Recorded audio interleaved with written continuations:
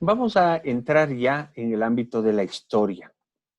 En la historia humana se identifican acciones vinculadas con este concepto de tortura en varios periodos históricos, ¿sí? Aquí tenemos nosotros un gráfico desde la aparición de los seres humanos, del Homo sapiens sapiens, hace aproximadamente 2 millones de años, ¿sí? En donde esta prehistoria está marcada por un descubrimiento de la agricultura, de la tecnología relacionada a la cerámica, al hierro, al cobre, el desarrollo de infraestructuras y en una edad un poco finales de la prehistoria, y sobre todo a un ordenamiento sociopolítico que viene ya en los momentos en los que se van generando sistemas estatales de control social y político, pero sobre todo ya una construcción incipiente de los que se denomina estados, ¿sí? Y a raíz de eso, imperios. Tenemos ahí en la antigua Grecia, en la antigua Roma, los primeros sistemas socioorganizativos que tienen al sistema jurídico como un punto central de orden social. Es decir, que da el ámbito, las líneas normativas, qué se permite hacer, qué no se permite hacer. Y alrededor de eso, ya una configuración de actitudes o de conductas marcadas por o encasilladas dentro de lo que se denomina como delitos. En la Edad Media tenemos ya unos procesos que son muy vinculados al ámbito religioso, como mencionaba anteriormente, con la Inquisición, y en la Edad Moderna ya unos sistemas judiciales mucho más claros, con una doctrina que va a establecerlos en el ámbito de unas ciencias jurídicas que nos permiten un ordenamiento social y unas conductas que se van remitiendo al mismo, ¿no? Tenemos la sociedad contemporánea y las diferentes manifestaciones de la misma.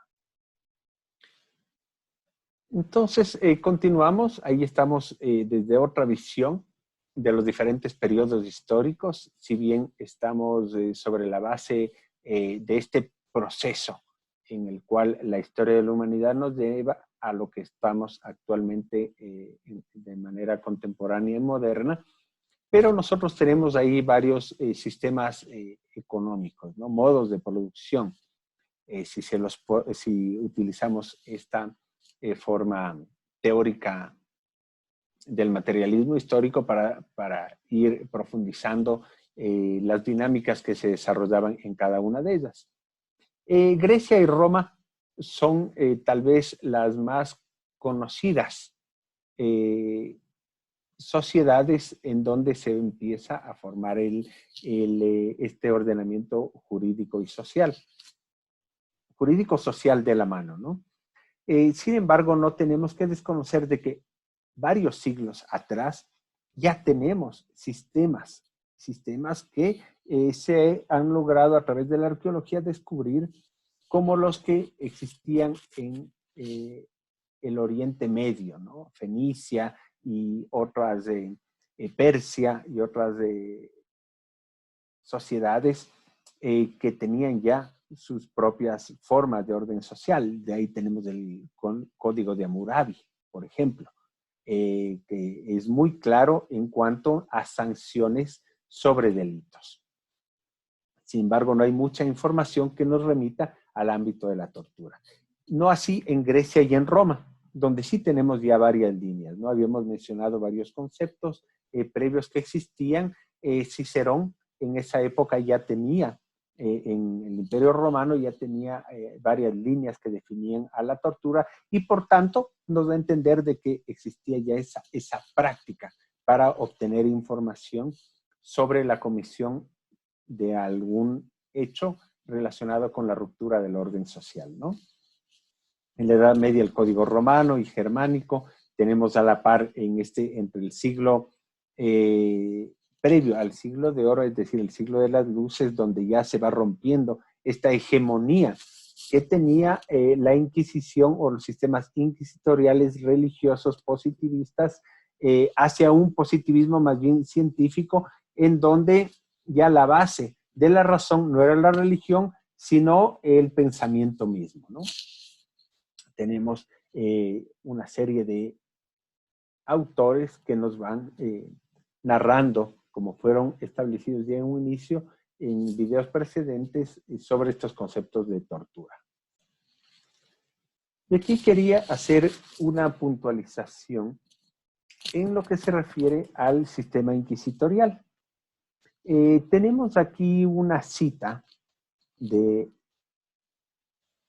referencia al sistema de tortura que se utilizaba en la Inquisición y que señala que el funcionario o rector debe obtener de todos los heréticos, de todos los herejes que ha capturado, una confesión por la tortura, sin dañar el cuerpo o causar peligro de muerte, pues son en verdad ladrones y asesinos de almas y apóstatas de los sacramentos de Dios y de la fe cristiana.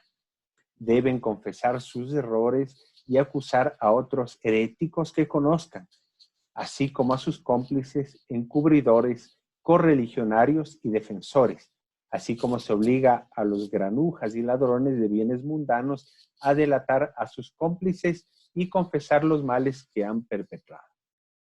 Bien.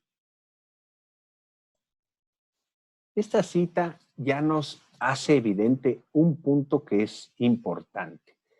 Yo en videos previos había señalado algunas precisiones dentro de este proceso histórico en donde la actuación de tortura venía en relación a una afectación a un modo de producción, a un sistema económico que estaba vigente y que tenía unas protecciones especiales que tenía que dar hacia la propiedad, ¿no? En el sistema mercantilista veíamos en el que era ese incipiente mercantilismo, buscaban proteger la propiedad, ¿sí? Y la tortura para obtener información frente a delitos que afecten a esa propiedad. En este caso, en el sistema inquisitorial y en esta época de la historia, el bien jurídico afectado, si se puede decir de alguna manera, no era esa propiedad, no eran esos recursos, ¿sí? Sino más bien, aquí nos habla de ladrones y asesinos de almas y apóstatas de los sacramentos de Dios y de la fe cristiana. Es decir, el bien jurídico que se está afectando no es la propiedad, ¿sí? No son recursos, no son bienes, sino más bien es afectaciones al alma.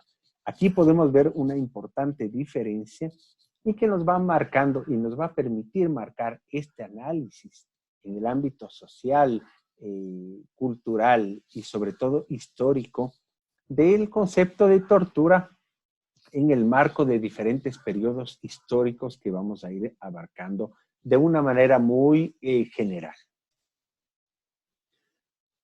Entonces, en este sistema inquisitorial, nosotros tenemos un texto base para analizarlo muy a profundidad, que es el Malleus Maleficorum, o el martillo de las brujas, en donde es un instructivo de cómo identificar a aquellos profanos, a aquellos sacrílegos, a aquellos que se van contra los mandatos religiosos, que son mandatos divinos, ¿sí? Porque la divinidad era representada por la iglesia en la tierra. Y los representantes de la iglesia en la tierra eran los sacerdotes, los curas, los papas, los obispos y demás. Y todo aquello que se iba contra este orden social basado en la religión era sancionado, tenía que ser investigado, tenía que ejercerse sobre estos actores del mal una tortura con la finalidad de ¿qué? De identificar otros cómplices, encubridores y practicantes de este tipo de males que eran expuestos a través de este famoso Malleus Maleficarum. Y una de las víctimas principales de este texto y de este instructivo eran las mujeres. Las mujeres porque se veía o se establecía o se consideraba que eran quienes más fácilmente podían caer en las manos del mal y practicar aquellas acciones que eran contrarias a la fe religiosa.